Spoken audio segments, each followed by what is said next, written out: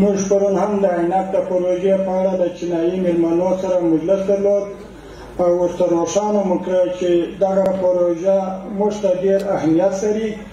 او امارت یې د خپلو حساسو او مهمو اولویتونو له جملې څخه ګڼي. د یادې پروژې په عملي کولو کې چې څومره وخت ضایع شوی دی، اوس یې باید په چټک کار ترسره کولو سره تدارک وشي. د چین هېواد د اطلاعاتو د ماین راتګ امید راکوي چې د پروژې عملي چارې به ژر پیل شي. دوی ته موږ دا اطمینان او ډاډ ورکوو د امنیت په لحاظ باندې کوم وګړي چینایي چې په افغانستان کې په هر بخش په هر ځای کې استوګنه لري، انشاءالله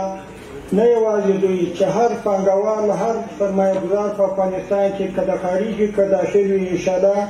د امنیت په هکله موږ دوی ته ډاډ ورکوو.